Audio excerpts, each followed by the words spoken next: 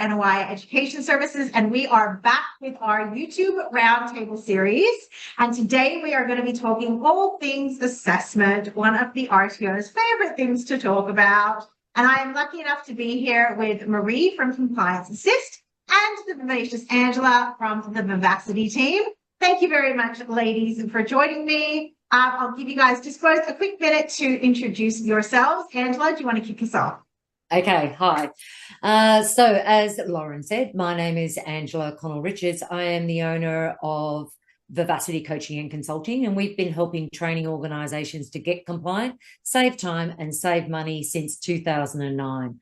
I've been in the training industry for over 30 years, and I've seen many changes in legislation and how we've been governed over the last 30 years. So I'm very excited to be part of this project of Lauren's. Awesome. Maree, over to you. My name is Maree, as I've been introduced, and I'm also a consultant with Compliance Assist. I've probably been in the vet industry for more than 20 years. I've had my own RTO and had to walk the talk in running that. I think I've as Angela said, been in the system and seen a lot of changes. But a lot of changes that haven't really been changes. So it's a case of staying the same, but with different words around it. So here we go again with a new set of changes and new words around those, and looking forward to unpacking them a bit more. So obviously assessment continues, and it's interesting. I've had a few conversations with RTOs who are like, no, there's nothing new in the standards. Everything's the same. And obviously, particularly with regards to assessment, I think people would be looking at that and going, well, it's just 1.8 has just gone to 1.3. It's still the, principles of assessment, rules of evidence. Nothing's changed, is what it is.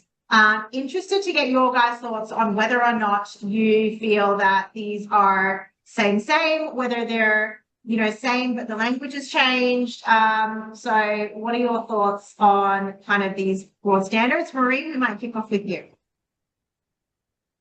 Thanks, Lauren. I think, as I said previously when we talked about a previous standard, I think some of the devil is in the detail of the wording. I noticed that we're really talking in these two standards in particular around the assessment systems, and I think that we sometimes, I think RTOs sometimes really focus on the assessment tools rather than the system itself. And I think for me, when I read this, I think that that's one of the changes that I'm seeing, or a shift in focus, if you like. It's looking at an assessment system as a whole, as previously, it tended to be on the tools or the instruments. And I think that for me, that is one of the changes. Of course, 1.3, B and C in particular are fairly significant changes about the assessment tools being tested prior to use, and then using that testing to actually inform changes, a continuous improvement approach, but also a test it before you use it, which is obvious to most of us, but obviously needed to be spelled out a little bit more in these standards. I think that in 1.4, when the principles of assessment have not changed, the rules of evidence has not changed. I think what has changed is, well, it hasn't really changed. It says assessment must be conducted according to this. And that's not any different to what it was. But do we truly understand what that means? So that's my take on it. Absolutely. Angela, your thoughts?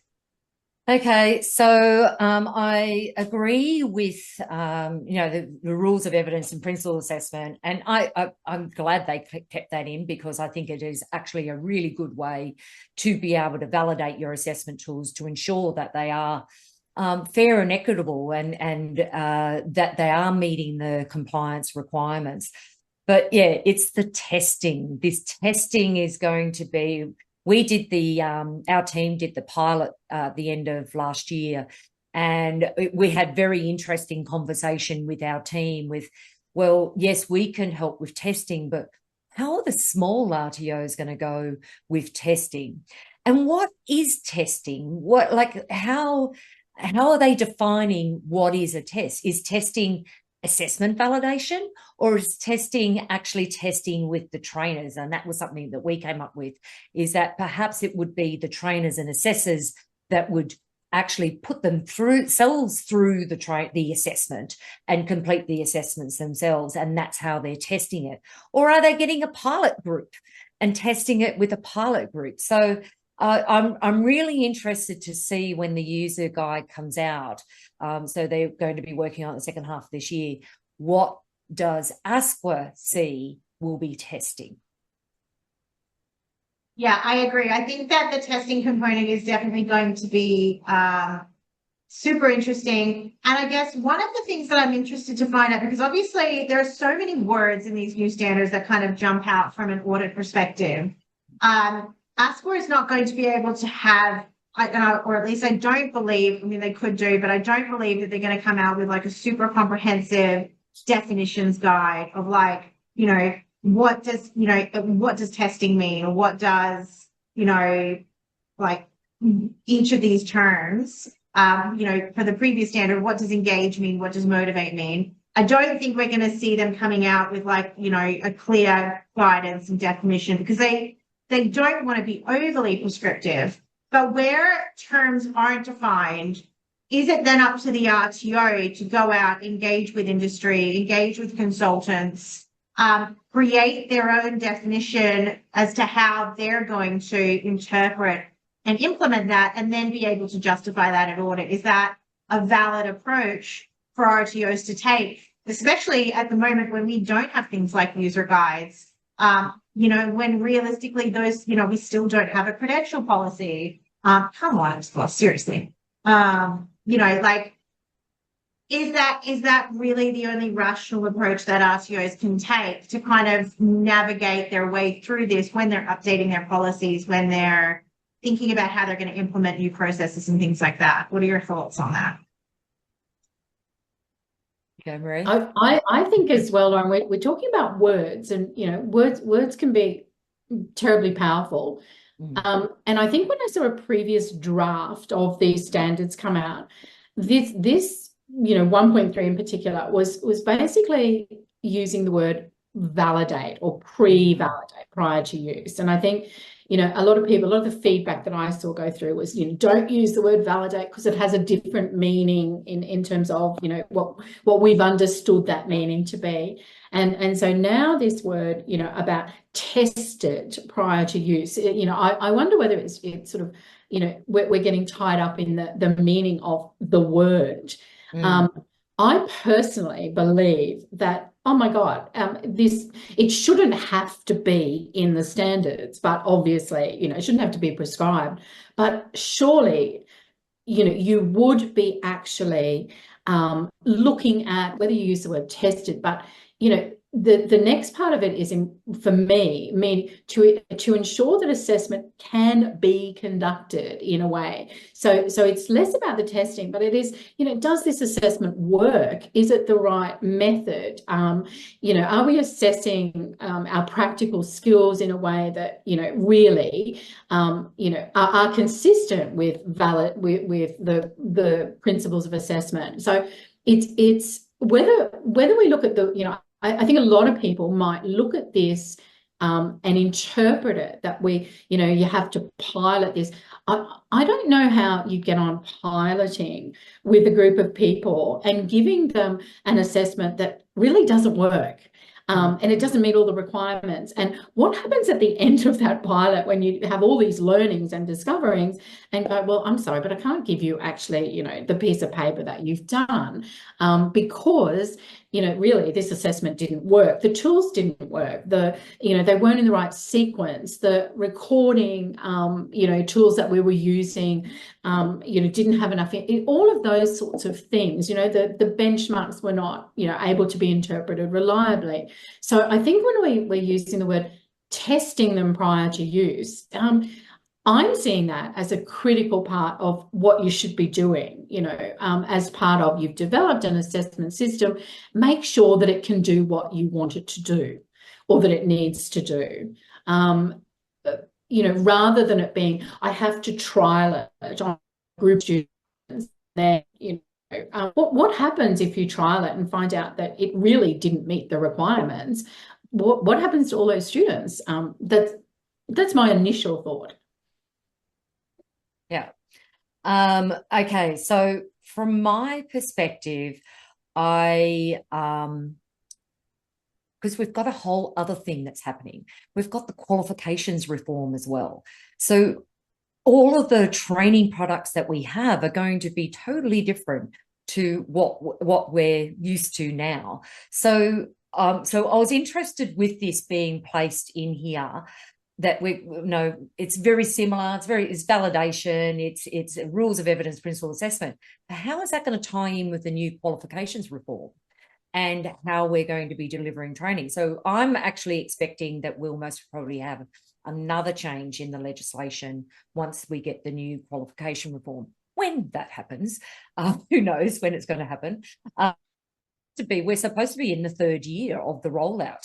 And it started with, according to their roadmap, it's supposed to be, we're in the third year.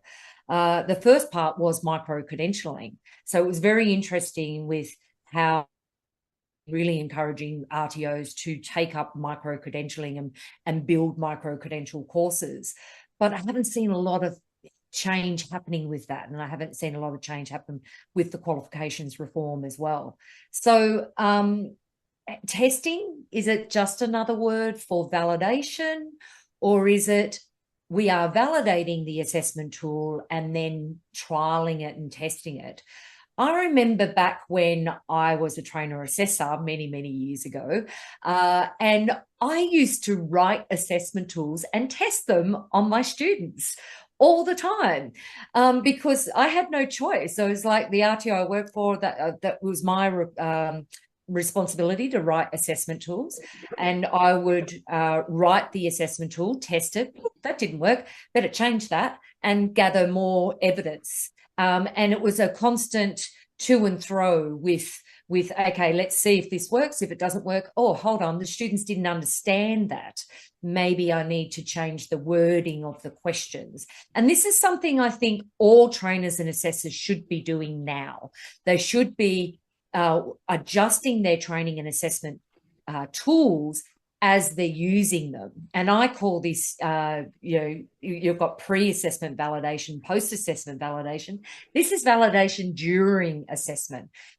We should be changing and adapting our assessment tools to meet the student needs on an ongoing basis and making sure that they work. And I mean, I think this is where, because I mean, all of us came up probably through that era of like, hey, you're training on Monday, here's your class, this is what you'll be teaching. You'll now need to spend the weekend creating your assessments, creating your training materials, creating your this, that, and the other. And it was like, oh, okay, cool, all right, no worries.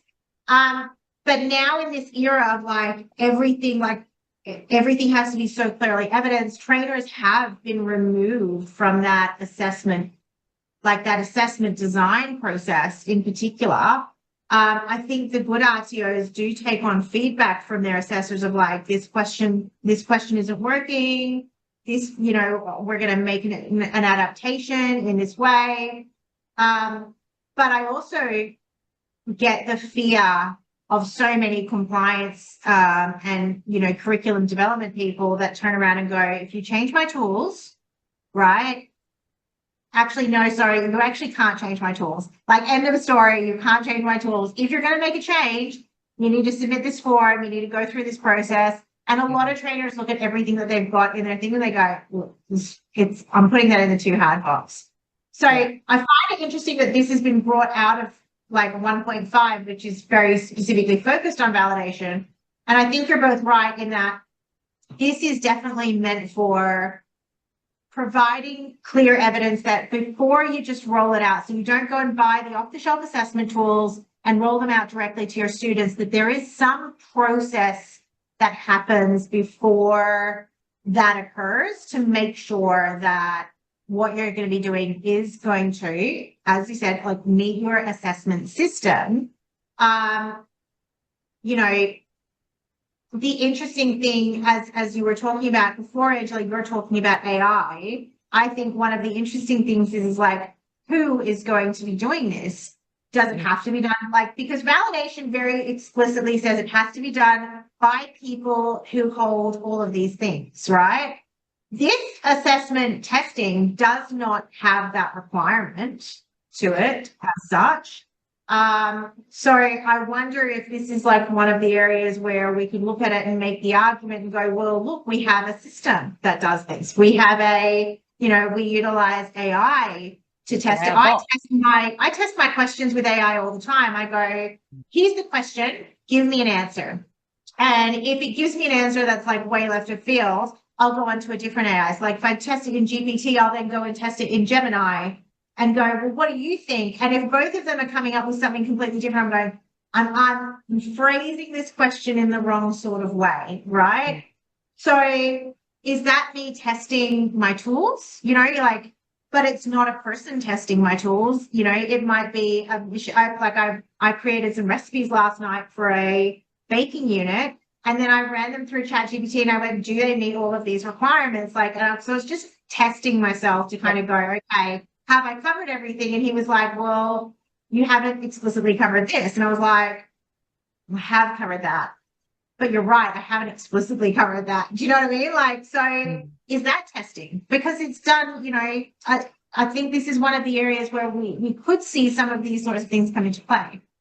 And I think something that's really important that we need to focus on is it's not just testing the tool, it's testing the tool in specifically for your learner cohort. So it's who is your target market, who is outlined on your training and assessment strategy, and how are you ensuring that your assessment tools are meeting the requirements of that learner cohort.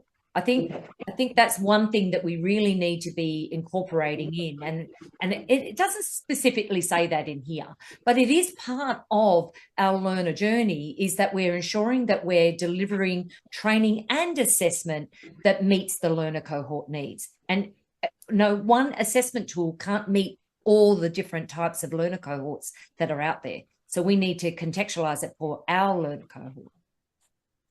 Absolutely. Okay, well, we might take a little break there, guys, and then we're going to go into my next question.